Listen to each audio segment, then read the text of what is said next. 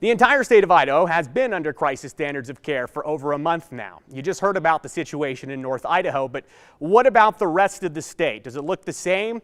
And what does it look like for the Idaho medical system to leave crisis standards? Are things getting better? Now remember, there are people in our communities that need surgeries and procedures. They are still waiting to get those because there are just not enough resources to help everyone right now. We heard from Idaho medical leaders today, and they explained that there are some encouraging data signs, but things here in the Gem State still very serious on the COVID front.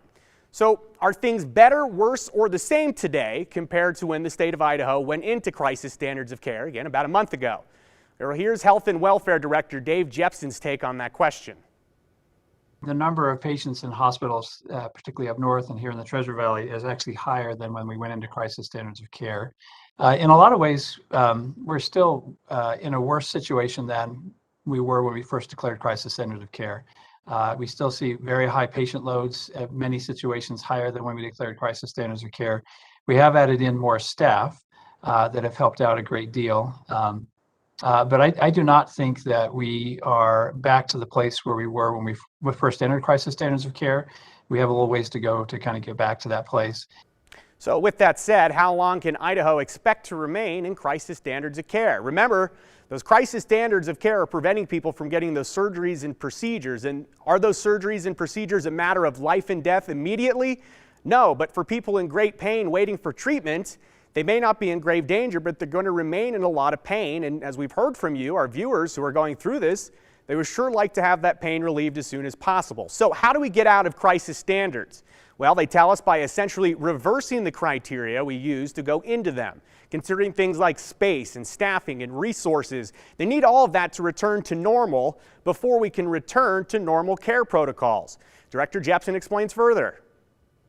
When we went into crisis standards of care, one of the factors was space. We were seeing patients that were being housed and treated in non-traditional space areas of the hospital. Up north in Kootenai, it was a classroom.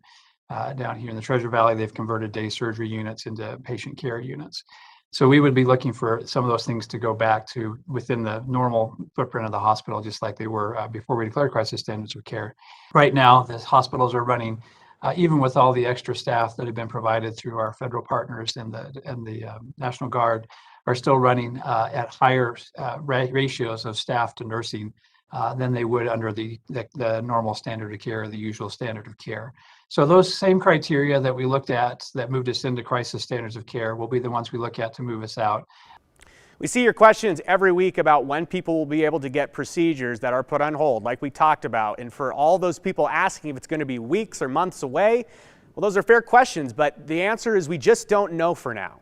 Director Jepson said today that one of the biggest things that he's learned through crisis standards of care is that the situation is very fluid and not so black and white. There is cautious optimism that things will plateau and begin to improve, like the Delta variant trends in other areas of the country, namely in the southeast part of our country. We saw a major uplift, we saw the plateau, we saw a steady decline. It is wait and see, though, if that trend happens here in Idaho. Idaho healthcare leaders say the best way you and the community can help Idaho get back to a normal situation is by getting a safe and effective vaccine and by taking COVID protocols seriously. They tell us, especially at large events and in big crowds.